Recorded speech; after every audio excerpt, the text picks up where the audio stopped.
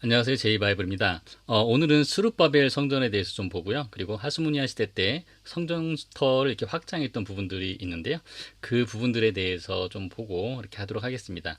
영상이 유익하다면 구독과 좋아요 많이 눌러주시고요. 그리고 댓글도 많이 남겨주시기 바랍니다. 솔로몬 성전을 무너뜨렸던 바벨론 시대는 538년 페르시아에 의해 무너지고 성경에 나오는 고레스에 의해서 수룹바벨과 유대 백성들이 돌아와 성전을 재건하게 됩니다. 성전 재건은 주전 536년부터 시작하여서 516년에 마쳐지게 되는데요. 북이스라엘 사람들이 방해로 사실상 성전 공사는 총 8년 정도 그렇게 하게 됩니다.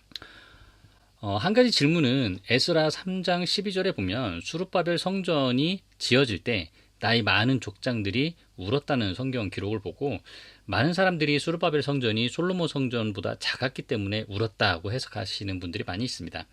하지만 에스라 6장을 기준으로 보면 수룹바벨 성전은 사실상 솔로몬의 성전보다 컸을 것으로 추정이 됩니다. 에스라 6장 3절에 보면은요.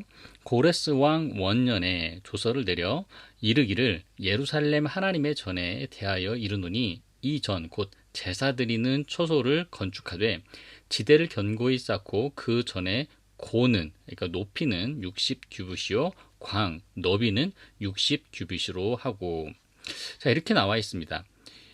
솔로몬 성전의 너비와 높이는 각각 30규빗이었습니다. 이곳에서 60규빗을 이야기하고 있는데 그 너비와 높이가 솔로몬 성전보다 배입니다.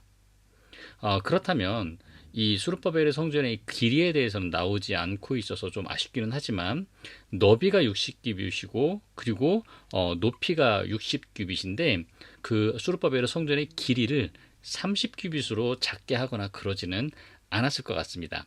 그래서 제가 이전에 영상에서 이제 솔로몬 성전의 모습 크기를 저 정도만 했을 것이다 라고 이야기했던 거기에 대입해서 보면은 아마도 수룹바벨의 성전은 저 빨간색이 되어 있는 그 약 15규빗 정도를 양쪽으로 덧대어서 너비가 60규빗이고 그리고 길이도 60규빗이고 그리고 높이도 60규빗이 되는 그 정도의 형태로 생각을 하는 게 좋을 것 같습니다. 그리고 성전 공사가 536년부터 시작하였기 때문에 50년 전이었던 586년 그 무너졌던 성전의 터는 여전히 볼 수 있었을 것입니다. 그리고 예전 솔로몬 성전이 세워져 있었던 그 지성소의 위치가 어디였었는지도 무너진 터 자리 안에서 볼 수 있었을 것입니다. 그리고 특히 고대시대 때에는 성전과 같은 이게 거룩한 장소들은 한번 딱 거룩하게 정해지고 나면은 그 장소가 함부로 위치가 바뀌지가 않습니다. 그리고 반드시 그 자리에 그렇게 지어야 되는 그런 것들이 있기 때문에 결론적으로 수룹바벨 성전은 솔로몬 성전보다 작진 않았을 것입니다.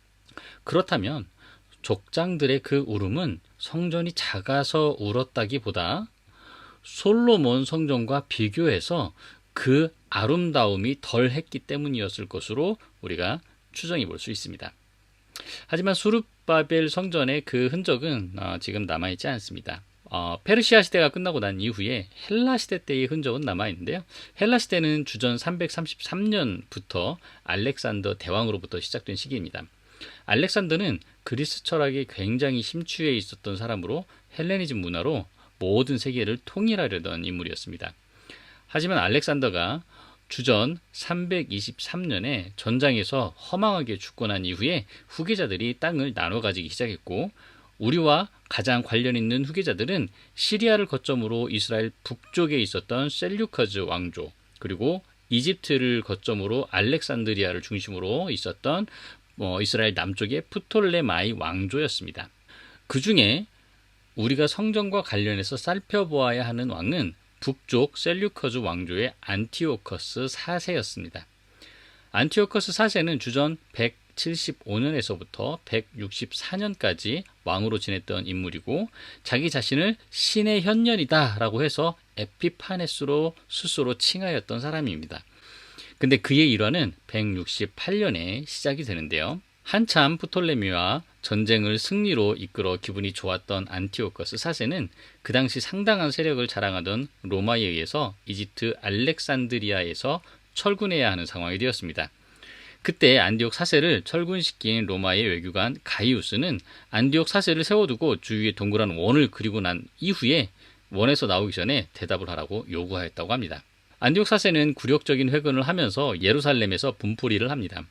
학살은 물론이고 성전에 제우스 신상을 세우고 제우스에게 돼지피로 제사 드릴 것을 강요했고 할례와 샤밧을 없애고 토라도 보지 못하게 하였습니다. 여기에 반기를 들고 일어났던 사건이 바로 마카비 혁명이라고 부르는데요. 마카비 혁명은 주전 167년에 시작하여 이후 주전 142년 하스모니안 독립 왕조를 세우는 기초 역할을 하게 됩니다. 하스모니안 왕조가 세워진 이후 141년에 성전산 확장을 시작하는데요. 이때 확장했던 부분은 아직도 볼 수 있고 그 확장되었던 부분을 이은 부분이다 그래서 심이라고 부릅니다. 이 심에 대한 영상 잠깐 보도록 하겠습니다.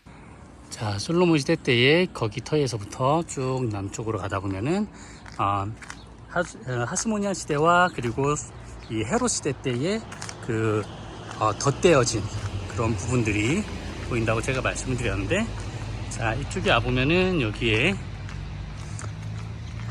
확실하게 표시가 나는 것들을 볼 수가 있고요. 그리고 벽돌 자체도 완전하게 다른 모습을 볼 수가 있습니다. 자, 바로 이곳인데요. 자, 여기에 보면은 정확하게 가운데가 이렇게 이음새가 되어져 있는 부분들을 볼 수가 있습니다. 그래서 이쪽으로는 하스모니안 시대 거의 벽돌입니다. 그래서 저거를 프로젝팅 보스라고 이야기를 하는데, 솔로몬 시대 거는 그냥 보스라고 이렇게 이야기를 하고, 어떤 형태가 다르냐면은 겉에가 잘 다듬어 있고 그 튀어나와져 있는 거기도 이렇게 잘 좀 어느 정도 다듬어져 있는 형태가 하스모니안 시대 때의 프로젝팅 보스의 형태입니다. 근데 이제 로마 시대로 가면은 로마 시대 때의 그 돌에 다듬어진 모습을 보면은 가장자리도 잘 다듬어 있고, 그리고 블룩 튀어나와 있는 그것도 많이 튀어나와 있지 않고 깔끔하게 다듬어져 있는 모습을 볼 수가 있습니다. 그래서 로마 시대, 그리고 여기는 하스모니안 시대, 이렇게 나뉘어져 있는 쓰임을 볼 수가 있습니다.